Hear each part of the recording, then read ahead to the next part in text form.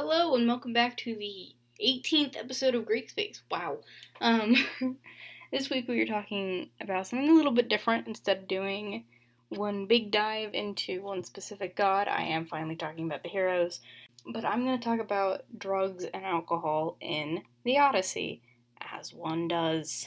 So if you don't know the Odyssey, which if you live in a westernized society, well, if you live in anywhere at this point, you basically know the story. Odysseus is one of the warriors of the Trojan War. He goes and fights in the Trojan War for 10 years, and then he makes Poseidon mad and is stuck running around the Mediterranean for 10 years, essentially. But there are a couple scenes that have to do with drugs and alcohol in the Odyssey, which are really interesting because even though they're very small sections, they are some of the most written about and talked about and displayed in art. So, like, the Lotus Eaters is literally just a paragraph in my translation, but I mean, it's inspired so much poetry and so much art and so much just intellectual ideas around it because it's this island of just, you get to be a sloth all day, essentially. So I do actually have a copy of the Odyssey that I'm gonna maybe read some passages from. If I do, this is the Penguin Classics version, translated by EU Rhinu. I'm sorry if I butchered that pronunciation. So, in the land of the Lotus Eaters, it's the idea of lethargy, so Odysseus sends a bunch of his men to go and figure out what's up with this island, and he doesn't find them for like 3 days, or a while, and so he goes in, and they're all just kind of like hanging out and just being sloths.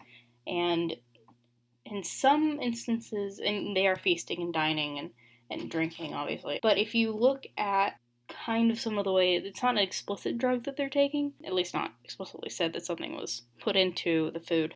I don't really know if it's the idea of, yes, it's spiked, yes, it's whatever, or if it's just the idea of, I get to be on an island and not do anything for the rest of my life, which is a more veteran, would be very, very appealing. But on the 10th, we reach the country of the Lotus Eaters, a race that eats flowery lotus fruit. So again, not really descriptive if fruit is doing something or if it's just the effect of the island.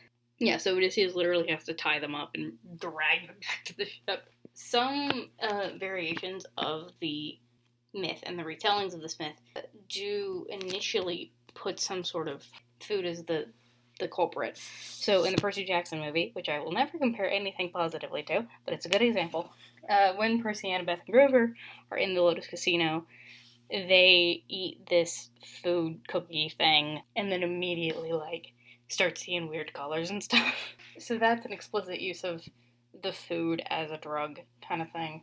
But in the book, it's just kind of they're sucked into this realm and you know, Percy doesn't even realize what's happening until halfway through the chapter, and he's like, oh, this is a trap. Okay, we need to get out of here. And book 9 through 12, which is all the monster sections. So if you think of monsters that Odysseus conquered, Skull and Charybdis, and the Cyclops, and the Lotus Eaters, and Circe, and all that, those are right in here. And the themes of these are really tied into, like, appetite and animalism and greed and temptation and civilization and you know, being primal, which brings me to the Cyclops. So, if you don't know the context, Odysseus finds another island and immediately sends a scouting troop and says, okay, we're gonna go see and find food and da-da-da-da-da.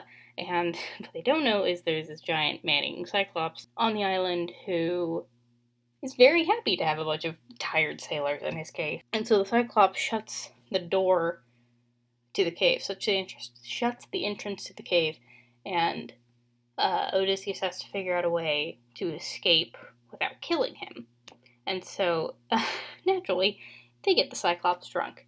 And so wine in this period, since water wasn't really great, you would drink wine and dilute it with water. So A, the alcohol kills off all the bacteria, and B, the wine would be very diluted, so it would be an appropriate beverage. And since Polyphemus, who's a Cyclops, hasn't ever been drunk, he gets drunk off of, like, one thing of wine. Like, one, probably, like, 2 gallon size thing, and he's, like, 15 feet tall. Since it's A, very strong wine, and B, he's never been drunk before, it would make sense why he's kind of done and out for. And it's a very small scene, but it's very, very funny to me. So later in the Odyssey, Odysseus and his men find another island, and Odysseus sends another scouting group to go figure everything out. Find the sorceress named Circe, who turns them into pigs, like actual human to animal. And Odysseus again can't find them for like 2 days, and so he goes and runs into Hermes, as in like the god Hermes. Odysseus is like, hey, your men have been turned into pigs. You need to do XYZ to not have their same fate, and also here's this thing. And so my book 10, says, then the giant killer handed me a herb that he had plucked from the ground and showed me what it was like, and a black root and milk white flower.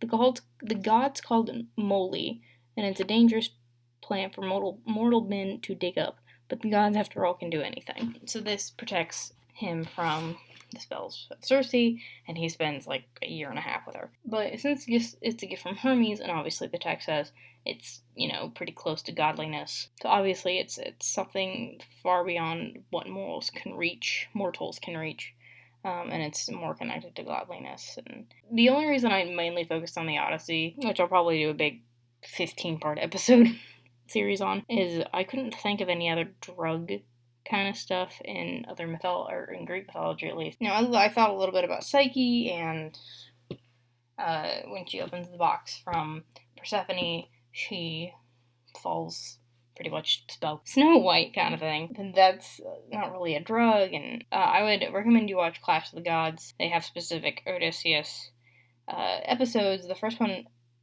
mainly focuses on the Trojan War, but the second one focuses on his journey and stuff like that, and it has professors from all around the world saying, hey, nerdy stuff. As always, we have the Instagram at GreekSpeaks, and if you want me to talk about a specific myth entirely, leave it down in the comments, and as always, have a great week.